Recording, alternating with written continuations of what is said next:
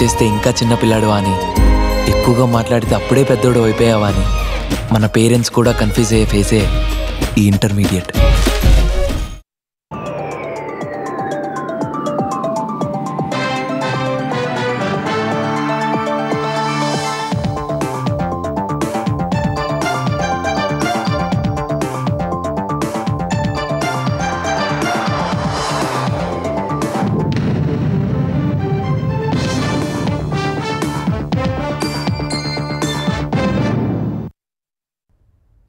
నమస్కారం, ETV news కి స్వాగతం. ముందుగా ముఖ్యాంశాలు. ఏపీ రాజధానికి మరో 34,963 ఎకరాల భూ సమీకరణ, సిఆర్డీఏ ఆమోదం. అసైన్డ్ ఇతర కేటగిరీ భూముల కోసం 16 యూనిట్ల ఏర్పాటు. ఈ నెల 15న హంద్రీనీవా జలాల విడుదల, తొలిదశ పనుల పూర్తికి చంద్రబాబు ఆదేశం. ఈ నెలాఖరుకు కుప్పం కాలువకు నీరు. బనకచెర్లపై 2-3 రోజుల్లో అనుమానాల నివృత్తి, త్వరలో కేంద్రానికి నివేదించనున్న ఏపీ. సిడబ్ల్యూసీ లేవనెత్తిన అంశాలపై సీఎంకు అధికారుల వివరణ. తెలంగాణలో సాదా బైనామాల క్రమబద్ధీకరణకు భారీ డిమాండ్, రెవెన్యూ సదస్సుల్లో 3.5 లక్షలకు పైగా దరఖాస్తులు, కోర్టు తీర్పు కోసం ఎదురుచూపు. రిజిస్ట్రేషన్ల స్టాంప్ డ్యూటీలో మహిళలకు రాయితీ, పాత అపార్ట్మెంట్లకు వర్తింపజేసే యోచన. భూముల ధరల సవరణకు రేవంత్ సర్కార్ కార్యాచరణ. ఫోన్ ట్యాపింగ్ కేసులో ప్రభాకర్ రావు బృందానికి ఉచ్చు, సిట్కు అస్త్రంగా టీఎస్పీల జాబితా, వాంగ్మూలాలు నమోదు చేస్తున్న అధికారులు.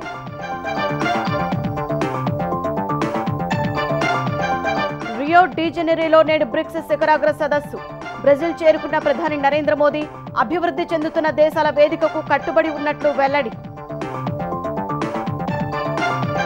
అమెరికాలో కొత్త పార్టీ పెట్టిన ఎలాన్ మస్క్, ది అమెరికా పార్టీగా నామకరణం. ప్రజలకు తిరిగి స్వేచ్ఛ ఇచ్చేందుకేనని ప్రకటన.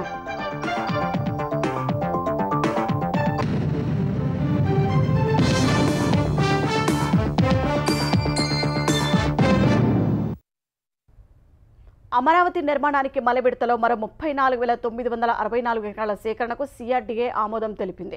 తొలి విడతలో ఇచ్చిన ప్యాకేజీని ఇప్పుడు వర్తింపచేయనుంది. రాజధానిలోని 58 ఎకరాల్లో పీపీఏ విధానంలో నివాస మిశ్రమ అభివృద్ధి ప్రాజెక్టులు చేపట్టాలని నిర్ణయించారు. వాటికి టెండర్లు పిలిచేందుకు పచ్చజెండా ఊపిన సిఆర్డీఏ మరికొన్ని సంస్థలకు చేసిన భూ కేటాయింపులకు ఆమోదం తెలిపింది. రాజధాని అమరావతి నిర్మాణానికి మలివిడతలో 13 గ్రామాల పరిధిలో 34,964 ఎకరాల భూ సమీకరణకు ముఖ్యమంత్రి చంద్రబాబు అధ్యక్షతన జరిగిన సిఆర్డీఏ 50వ సమావేశం ఆమోదం తెలిపింది. అందులో పట్టాభూమి 26,369.5 ఎకరాలు, ప్రభుత్వ భూమి 5,207.42 ఎకరాలు ఉంది. మిగతావి అసైన్డ్ ఇతర కేటగిరీల భూములున్నాయి. ఆ భూముల సమీకరణకు 16 ప్రత్యేక యూనిట్లను ఏర్పాటు చేయనున్నారు. 16 మంది డిప్యూటీ కలెక్టర్లు, 16 మంది తహసీల్దార్లు సహా పలువురు అధికారుల్ని నియమిస్తారు. 5,000 ఎకరాల్లో అంతర్జాతీయ విమానాశ్రయం, 2,500 ఎకరాల్లో అంతర్జాతీయ క్రీడా నగరం, 2,500 ఎకరాల్లో స్మార్ట్ ఇండస్ట్రీస్ ఏర్పాటు కోసం ప్రభుత్వం ఈ భూముల్ని సమీకరించనుంది. ఇప్పటికే గ్రామ సభలు నిర్వహించగా భూములిచ్చేందుకు రైతులు అంగీకారం తెలిపారు. రాజధాని అమరావతిలో 33,000 ఎకరాల సమీకరణకు అమలు చేసిన ప్యాకేజీనే మలివిడత భూ సమీకరణకు వర్తింపజేస్తూ ప్రభుత్వం ఇప్పటికే ఉత్తర్వులు జారీ చేసింది. మొదటగా 20,494 ఎకరాల భూ సమీకరణకు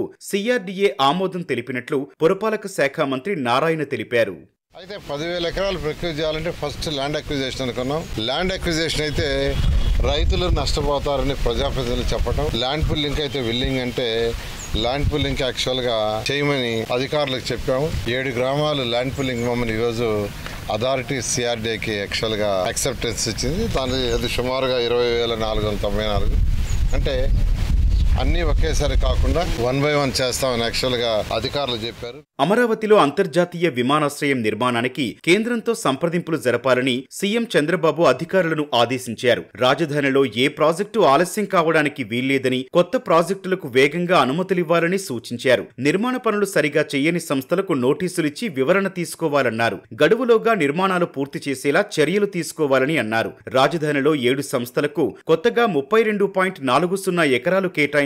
కూటమి ప్రభుత్వం 2014-19 మధ్యకాలంలో భూ కేటాయింపులు జరిగిన 6 సంస్థలకు చిన్నపాటి సవరణలతో పునరుద్ధరించింది. హంద్రినీవా సుజల స్రవంతి ఫేజ్ 1 పనులు పూర్తి చేసి ఈ నెల 15 నుంచి నీటిని విడుదల చేయాలని సీఎం చంద్రబాబు నాయుడు అధికారులను ఆదేశించారు. ఫేజ్ 2 కాలువ ద్వారా పుంగనూరు, కుప్పం బ్రాంచ్ కెనాల్కు జూలై 31 నాటికి నీరు విడుదల చేయాలని సూచించారు. గాలేరు నగరి ద్వారా కడపకు నీళ్లు ఇచ్చేందుకు పనులు ప్రారంభించాలని దిశానిర్దేశం చేశారు. పోలవరం ఎడమ కాలువ పనులను నెలాఖరుకు పూర్తి చేయాలన్న చంద్రబాబు 2026 జూన్కు వెలిగొండ అందించాలని అధికారులకు సూచించారు. హంద్రినీవా సుజల స్రవంతి, పోలవరం ఎడమ కాలువ, ఉత్తరాంధ్ర ప్రాజెక్టులు, రిజర్వాయర్లలో నీటి మట్టాలు, వాటి నిర్వహణపై సీఎం చంద్రబాబు నాయుడు చర్చించారు. ఏపీలో అత్యుత్తమ స్థాయిలో నీటి నిర్వహణ ద్వారా ప్రతి నీటి చుక్క సద్వినియోగం అయ్యేలా అధికారులు పనిచేయాలన్నారు. ఉండవల్లి నివాసంలో జలవనరుల శాఖపై సీఎం చంద్రబాబు సమీక్ష నిర్వహించారు. ప్రస్తుతం రిజర్వాయర్లలో 419 టీఎంసీల నీటి నిల్వలుండగా గతేడాది ఇదే సమయానికి 182 టీఎంసీలే ఉన్నట్లు అధికారులు వివరించారు. ఒక్క వైఎస్ఆర్ కడప జిల్లాలో తప్ప మిగిలిన చోట్ల సాధారణ వర్షపాతమే ఉందని, రాబోయే రోజుల్లో వర్షాలు ఆశాజనకంగా ఉంటాయన్న సంకేతాలున్నట్లు చెప్పారు. వర్షాలతో అన్ని ప్రాజెక్టుల్లోకి నీరు వచ్చి చేరుతోందని, వాటిని సద్వినియోగం చేసుకోవాలని సీఎం సూచించారు. హంద్రినీవా, పోతిరెడ్డిపాడు ద్వారా రాయలసీమలోని రిజర్వాయర్లన్నీ నింపాలని ఆదేశించారు. పెన్నా బేసిన్లో సోమశిల, కండలేరు ప్రాజెక్టుల్లో నీటి నిల్వకు ఎక్కువ అవకాశం ఉందని, ప్రస్తుతానికి ఆయకట్టు రైతులకు అవసరమైన సాగునీరిచ్చి అనంతరం ప్రాజెక్టులు నింపాలన్నారు. కడపకు నీరందించే గాలేరు నగరి కెనాల్ పనులను త్వరలో ప్రారంభించాలని చంద్రబాబు ఆదేశించారు. హంద్రినీవా ఫేజ్ 2 కాలువ ద్వారా చిత్తూరు జిల్లాలోని చివరి ప్రాంతాలకు నీరు అందించేందుకు టెండర్లు పిలిచి పనులు ప్రారంభించాలన్నారు. ప్రకాశం జిల్లాకు కీలకమైన వెలిగొండ ప్రాజెక్టు పనులను 2026 జూన్ నాటికి పూర్తి చేయాలని సీఎం దిశానిర్దేశం చేశారు. అవసరమైన నిధులు మంజూరు చేయనున్నట్లు చెప్పారు. పోలవరం ఎడమ కాలువ పనులు వేగం పెంచి జూలై 31 నాటికి పూర్తి చేయాలన్నారు. అనకాపల్లి వరకు నీరు తీసుకువెళ్లేందుకు 7 ప్యాకేజీలు పూర్తి చేయాలన్నారు. ఉత్తరాంధ్ర ప్రాజెక్టులను నిర్దేశించిన సమయానికి పూర్తి చేయాలని అధికారులను ఆదేశించారు. వంశధార, నాగావళి అనుసంధానానికి సంబంధించిన పెండింగ్ పనులు పూర్తి చేయాలని సీఎం స్పష్టం చేశారు. ఉత్తరాంధ్ర సుజల స్రవంతి అనుసంధాన ప్రణాళికను అమలు చేయాలని సూచించారు. వర్షపాతం, నదుల నుంచి వచ్చే ఇన్ఫ్లో, భూగర్భ జలాలు, సాగు, తాగునీరు, పరిశ్రమలకు అవసరమైన నీటిని లెక్కించి పక్కాగా వాటర్ ఆడిటింగ్ చేయాలన్నారు. పని చేయకుండా ఉన్న ఫిజియోమీటర్లు, వాటర్ లెవెల్స్ తెలిపే sensor system, rain gauge stations అందుబాటులోకి తేవాలని ఆదేశించారు. చీఫ్ ఇంజనీర్లు ప్రాజెక్టులకే పరిమితం కాకుండా ఆయా ప్రాంతాల్లో భూగర్భ జలాల పెంపునకు కృషి చేయాలని సీఎం చంద్రబాబు సూచించారు. పోలవరం బనకచెర్ల అనుసంధాన ప్రాజెక్టుకు సంబంధించి కేంద్ర జలసంఘం లేవనెత్తిన ప్రశ్నలను ఏపీ ప్రభుత్వం 2-3 రోజుల్లో నివృత్తి చేయనుంది. సాగునీటి ప్రాజెక్టుల పురోగతిపై సమీక్ష సందర్భంగా సీఎం చంద్రబాబు అధికారులకు ఈ విషయం చెప్పారు. ప్రాజెక్టు ప్రీ ఫిజిబిలిటీ నివేదికపై ప్రశ్నలకు సమాధానాలు దాదాపు కొలిక్కి వచ్చినట్లు జలవనరుల శాఖ ప్రత్యేక ప్రధాన కార్యదర్శి సాయి ప్రసాద్ తెలిపారు. ఢిల్లీ వెళ్లి కేంద్ర జలసంఘం అధికారులకు నివేదిస్తామన్నారు. పోలవరం బనకచెర్ల ప్రాజెక్టు వల్ల ఎవరికీ నష్టం లేదని ప్రజలకు అర్థమయ్యేలా చెప్పాలని సీఎం చంద్రబాబు అధికారులకు సూచించారు. ఏపీకి హైడ్రాలజీ విషయంలో వ్యాప్కోస్ కన్సల్టెన్సీగా ఉంది. కేంద్ర జలసంఘానికి సమర్పించాల్సిన ముసాయిదా జవాబులను వ్యాప్కోస్ బృందం పరిశీలించి మంగళవారం నాటికి సమాచారం ఇస్తామని అధికారులకు తెలిపింది. తెలంగాణలో సాదా బైనామాల క్రమబద్ధీకరణ కోసం లక్షల మంది ఎదురు చూస్తున్నారు. ప్రభుత్వం ఇటీవల నిర్వహించిన రెవెన్యూ సదస్సులో భూ సమస్యల పరిష్కారం కోసం 8,90,000 దరఖాస్తులు అందగా అందులో 40% సాదా బైనామాలవే ఉన్నాయి. వాటిని క్రమబద్ధీకరిస్తే 20 లక్షల ఎకరాలకు పట్టాలు అందనుండగా కోర్టు ఉత్తర్వుల కోసం రెవెన్యూ శాఖ నిరీక్షిస్తోంది. తెలంగాణ ప్రభుత్వం ఇటీవల నిర్వహించిన రెవెన్యూ సదస్సుల్లో భూ సమస్యల పరిష్కారానికి 8.90 లక్షల మంది దరఖాస్తు చేసుకున్నారు. అందులో 40% దరఖాస్తులు సాదా బైనామాలవే ఉన్నాయి. కొత్త రెవెన్యూ చట్టం భూభారతిలో క్రమబద్ధీకరణకు పలు సెక్షన్లను చేర్చడంతో బాధితులు ఆశగా ఎదురుచూస్తున్నారు. 2016లో తొలిసారి సాదా బైనామాల క్రమబద్ధీకరణ చేపట్టారు. 11.19 లక్షల మంది రైతులు దరఖాస్తు చేసుకోగా 6.18 లక్షల మందిని అర్హులుగా గుర్తించి పట్టాలు పంపిణీ చేశారు. 2020లో మరోసారి సాదా బైనామాలకు అవకాశం కల్పించారు. అప్పుడు 2.24 లక్షల దరఖాస్తులు అందాయి. గడువు పొడిగించగా మరో 6.66 లక్షలొచ్చాయి. మొత్తం 8.90 లక్షల మంది దాదాపు 20 లక్షల ఎకరాల క్రమబద్ధీకరణ కోసం ఎదురు చూస్తున్నారు. గత ప్రభుత్వ హయాంలో అందిన సాదా బైనామా దరఖాస్తులు రెవెన్యూ శాఖ వెబ్సైట్ లో ఉన్నాయా లేదా అనే సందేహాలున్నాయి. కోర్టు ఆదేశాల మేరకు గతంలో ఒకసారి దరఖాస్తుల పరిశీలన చేపట్టారు. అయితే దరఖాస్తులేవి పెండింగ్ లో ఉండొద్దన్న ఉన్నత ఉన్నతాధికారుల ఆదేశాలతో కొన్ని జిల్లాల కలెక్టర్లు ఎడాపెడా ఆన్లైన్లో తిరస్కరించారు. జయశంకర్ భూపాలపల్లి జిల్లాలో 22,509 దరఖాస్తులు రాగా 12,947 తిరస్కరించారు. మహబూబాబాద్ లో 37,129కి 20,792, నిజామాబాద్ లో 10,122కి 9,504, వనపర్తిలో 3,654కి 3,408, నల్గొండలో 14,409కి 14,166, సంగారెడ్డిలో 3,669కి 2,726 దరఖాస్తులను తిరస్కరించారు. రాజన్న సిరిసిల్ల జిల్లాలో 5,842 అందగా అన్నింటినీ తిరస్కరించారు. ఇటీవల నిర్వహించిన రెవెన్యూ సదస్సుల్లో వారంతా మళ్లీ దరఖాస్తు చేసుకుని ప్రభుత్వ నిర్ణయం కోసం ఎదురు చూస్తున్నారు.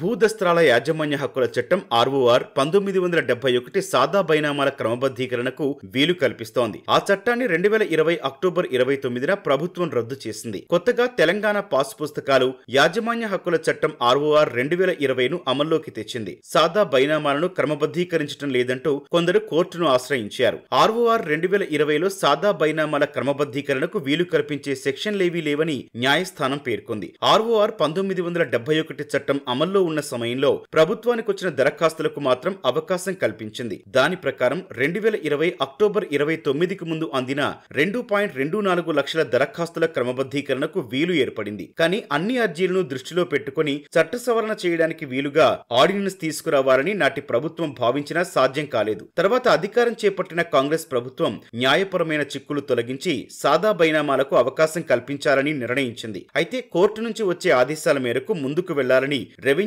శాఖ భావిస్తోంది. స్థిరాస్తి రిజిస్ట్రేషన్లకు సంబంధించి మహిళలకు స్టాంప్ డ్యూటీ తగ్గించాలని రేవంత్ సర్కార్ ఆలోచిస్తోంది. ఈ విషయాన్ని తెలంగాణ రెవెన్యూ శాఖ మంత్రి పొంగులేటి శ్రీనివాసరెడ్డి సూచనాప్రాయంగా వెల్లడించారు. తెలంగాణ ప్రభుత్వం మహిళాభ్యుదయం కోసం అనేక కార్యక్రమాలు చేపడుతోందని, అందులో భాగంగా స్టాంప్ డ్యూటీ తగ్గించాలనే ప్రతిపాదన సిద్ధం చేస్తున్నట్లు పేర్కొన్నారు. 2021లో భారతీయ స్టాంపుల చట్టంలో 4 సెక్షన్లు 26 ఆర్టికల్స్పై శాసనసభలో సవరణ బిల్లు ఆమోదించి కేంద్రానికి పంపగా పలు అభ్యంతరాలు వ్యక్తం చేసింది. ఈ క్రమంలో రిజిస్ట్రేషన్ల చట్టంలో చేయాల్సిన సవరణలపై సచివాలయంలో ఉన్నతాధికారులతో మంత్రి పొంగులేటి సమీక్ష నిర్వహించారు. ప్రస్తుత అవసరాలకు అనుగుణంగా 2025 సవరణ బిల్లు తీసుకురావాలని అధికారులకు సూచించారు. తెలంగాణలో శాస్త్రీయ పద్ధతిలో భూముల ధరలను సవరించడంతో పాటు పేద మధ్యతరగతి వర్గాలపై భారం పడకుండా చూడాలని నిర్దేశించారు. పాత అపార్ట్మెంట్లకు రిజిస్ట్రేషన్ స్టాంప్ డ్యూటీ తగ్గించాలనే ఆలోచన ఉందని సీఎం రేవంత్ రెడ్డితో చర్చించి తుది నిర్ణయం తీసుకోనున్నట్లు మంత్రి పొంగులేటి వివరించారు. ప్రపంచ కుబేరుడు టెస్లా అధినేత ఎలాన్ మస్క్ ముందు చెప్పినట్లుగానే అమెరికాలో కొత్త రాజకీయ పార్టీని స్థాపించారు. ది అమెరికా పార్టీ అని నామకరణం చేశారు. బిగ్ బ్యూటిఫుల్ చట్టంపై అమెరికా అధ్యక్షుడు డొనాల్డ్ ట్రంప్తో విభేదాలు తలెత్తిన వేళ ఈ నిర్ణయం తీసుకున్నారు. ప్రస్తుతం అమెరికాలో ఉన్న ఒకే పార్టీ వ్యవస్థను సవాల్ చేసేందుకే ఈ నిర్ణయం తీసుకున్నట్లు మస్క్ తెలిపారు. డెమోక్రాటిక్, రిపబ్లికన్లో ఏకపార్టీ వ్యవస్థలో అమెరికా దోపిడీకి గురవుతోందని ఎక్స్ పోస్టులో ఆయన పేర్కొన్నారు. అమెరికన్లకు తిరిగి స్వేచ్ఛ ఇవ్వడానికి రాజకీయ పార్టీ ఏర్పాటు చేసినట్లు తెలిపారు. 2026 మధ్యంతర ఎన్నికల్లో తన పార్టీ పోటీ చేస్తుందన్నారు. 2 లేదా 3 సెనేట్ సీట్లు, 8 నుంచి 10 ప్రతినిధుల స్థానాలపై అమెరికన్ పార్టీ లేజర్ ఫోకస్ ఉంటుందని మస్క్ తెలిపారు. అమెరికా స్వాతంత్ర దినోత్సవం జూలై 4న రాజకీయ పార్టీ ఏర్పాటుపై మస్క్ నిర్వహించిన పోల్లో 1.2 మిలియన్ల మంది పాల్గొన్నారు. 65% మంది కొత్త పార్టీ ఏర్పాటుకు మద్దతిచ్చారు. తెలంగాణలో సంచలనం సృష్టించిన ఫోన్ ట్యాపింగ్ కేసులో ఎస్ఐబి మాజీ చీఫ్ ప్రభాకర్ రావు బృందానికి ఉచ్చు బిగియనుంది. టెలికాం సర్వీస్ ప్రొవైడర్లు కాస్త ఆలస్యంగా పంపిన లేఖలు ప్రభాకర్ రావు బృందానికి కాకుండా సిట్ చేతికే అందాయి. ఈ కేసు దర్యాప్తులో అవే కీలక అస్త్రాలు కానున్నాయి. తెలంగాణలో సంచలనం రేపిన ఫోన్ ట్యాపింగ్ కేసులో సిట్ అధికారుల చేతికి కీలక ఆధారాలు అందినట్లు సమాచారం. ఈ కేసులో ఆరోపణలు ఎదుర్కొంటున్న ఎస్ఐబి మాజీ చీఫ్ ప్రభాకర్ రావు బృందానికి వాటితో మరింత ఉచ్చు బిగియనున్నట్లు తెలుస్తోంది. అసెంబ్లీ ఎన్నికల ఫలితాలు వెలువడిన మరునాడే ఎస్ఐబిలో విధ్వంసకాండకు తెరతీసిన ప్రభాకర్ రావు బృందం విలువైన డేటాకు సంబంధించిన 43 హార్డ్ డిస్కులను కట్టర్లతో ముక్కలు చేసి మూసీ నదిలో పడేయటమే కాకుండా కీలక పత్రాల్ని కాల్చేసినట్లు తెలుస్తోంది. ఆ బృందంలోని ప్రతి అధికారి సెల్ ఫోన్ తో పాటు ల్యాప్టాప్ డేటాను తొలగించి ఫార్మాట్ చేసినట్లు సమాచారం. టెలికాం సర్వీస్ ప్రొవైడర్లు టీఎస్పీలు కొంత ఆలస్యంగా పంపిన ఫోన్ ట్యాపింగ్ సమాచారం దర్యాప్తులో కీలకం కానుంది. ఫోన్ ట్యాపింగ్ వివరాలతో కూడిన లేఖలను జియో, ఎయిర్టెల్, బిఎస్ఎన్ఎల్ కాస్త ఆలస్యంగా ఎస్ఐబి కార్యాలయానికి పంపించాయి. అవి ప్రభాకర్ రావు బృందానికి కాకుండా సిట్ చేతికి అందినట్లు తెలుస్తోంది. తెలంగాణలో చట్టబద్ధంగా ఫోన్ ట్యాపింగ్ కు ఇంటెలిజెన్స్ తరపున అనుమతి పొందిన ఎస్ఐబి సిఓఓ హోదాలో ప్రభాకర్ రావును గత ప్రభుత్వం డిజిగ్నేటెడ్ అథారిటీగా నియమించింది. ఐపీఎస్ సర్వీస్ రూల్స్ కు విరుద్ధంగా విశ్రాంత అధికారికి కీలక హోదా కట్టబెట్టింది. ప్రభాకర్ రావు బృందం మావోయిస్టుల నెపంతో యథేచ్ఛగా రాజకీయ నేతలు, జర్నలిస్టులు, వ్యాపారుల ఫోన్లపై నిఘా పెట్టింది. చట్టబద్ధంగానే ఫోన్ ట్యాపింగ్ చేస్తున్నట్లు టీఎస్పీలను నమ్మించారు. ప్రతి 15 రోజులకొకసారి టీఎస్పీలు ఫోన్ ట్యాపింగ్ కు సంబంధించి ఎస్ఐబికి సమాచారం పంపిస్తాయి.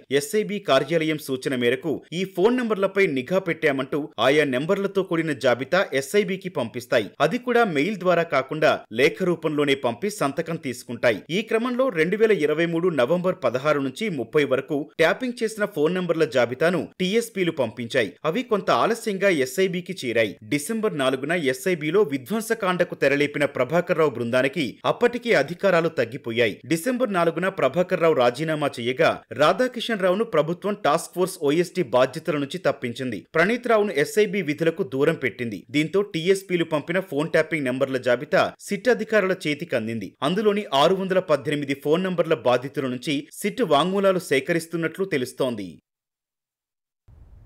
తెలంగాణలో సీజనల్ వ్యాధులు ప్రబలకుండా అన్ని జాగ్రత్తలు తీసుకోవాలని ఆరోగ్య శాఖ మంత్రి దామోదర రాజనసింహ అధికారులను ఆదేశించారు. సీజనల్ వ్యాధుల తీవ్రత నియంత్రణపై సమీక్ష నిర్వహించారు. గతేడాదితో పోలిస్తే ఈ ఏడాది జిల్లాలో డెంగ్యూ కేసులు తగ్గగా హైదరాబాద్లో స్వల్పంగా పెరిగినట్లు అధికారులు వివరించారు.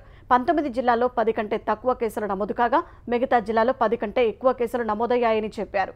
గతేడాదితో పోలిస్తే టైఫాయిడ్ కేసులు తక్కువగా నమోదయ్యాయన్నారు. వ్యాధుల తీవ్రత ఎక్కువగా ఉన్న జీహెచ్ఎంసీపై దృష్టి పెట్టాలని, ప్రత్యేక అధికారులను నియమించాలని మంత్రి రాజనసింహ ఆదేశించారు. కలెక్టర్లతో ఎప్పటికప్పుడు సమీక్ష చేయాలని వైద్య శాఖ కార్యదర్శికి సూచించారు. కేసులు ఎక్కువగా నమోదవుతున్న జిల్లాలో ఇంటింటి సర్వే నిర్వహించాలన్నారు. సీజనల్ వ్యాధులను ఎదుర్కొనేందుకు వీలుగా ప్రభుత్వ దవాఖానాల్లో అన్ని సౌకర్యాలు ఉండేలా ఏర్పాట్లు చేయాలని మంత్రి రాజనసింహ అధికారులను ఆదేశించారు. ఒలింపిక్స్ 2036లో పథకాల లక్ష్యంగా తెలంగాణ క్రీడాశాఖ పనిచేయాలని మంత్రి వాకిటి శ్రీహరి సూచించారు. చిత్తశుద్ధితో పనిచేస్తే ఒలింపిక్స్ పథకాలు సాధించడం కష్టమేమీ కాదన్నారు. సచివాలయంలో క్రీడాశాఖపై సమీక్ష నిర్వహించిన మంత్రి తెలంగాణలో క్రీడాభివృద్ధి కోసం క్షేత్రస్థాయిలో పర్యటించడంతో పాటు క్రీడారంగ ప్రముఖులతో చర్చించనున్నట్లు తెలిపారు. క్రీడాశాఖ పనితీరులో కొత్తదనం కనిపించాలని అధికారులను ఆదేశించారు. గత వైఫల్యాలను, అలసత్వాన్ని పక్కన పెట్టి నూతన ఒరవడితో పనిచేయాలని మంత్రి సూచించారు. క్యాన్సర్ బారిన పడి చావు బతుకుల్లో పార్టీ కార్యకర్త కోరికను తెలుగుదేశం అధినేత చంద్రబాబు నాయుడు తీర్చారు. బాధితుడికి వీడియో కాల్ చేసి తాను ఉన్నానంటూ ధైర్యం చెప్పారు. రాజమండ్రి గ్రామీణం నియోజకవర్గం మోరంపూడి జంక్షన్కు చెందిన ఆకుల కృష్ణ తెలుగుదేశం వీరాభిమాని. క్యాన్సర్ వ్యాధితో ఆరోగ్యం క్షీణించిన అతను పార్టీ అధినేతతో మాట్లాడాలనే కోరిక వెలిబుచ్చాడు. ఈ విషయం తెలుసుకున్న చంద్రబాబు ఆకుల కృష్ణకు వీడియో కాల్ చేసి మాట్లాడారు. ఆరోగ్య పరిస్థితిని అడిగి తెలుసుకోవడంతో పాటు పార్టీ అండగా ఉంటుందని కృష్ణకు, అతని కుటుంబానికి భరోసా ఇచ్చారు. చంద్రబాబు ఫోన్ చేయడంతో సంతోషపడిన బాధితుడు తన కోరిక నెరవేరటం సంతృప్తిగా ఉందన్నారు.